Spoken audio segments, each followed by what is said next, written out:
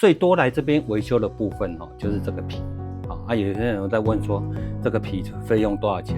前额只有修这前额2500，修一半的3500，前额这个部分，整顶的话4500。那维修的时间大概是5-6个小时，到7-8个小时之间，当天都可以好。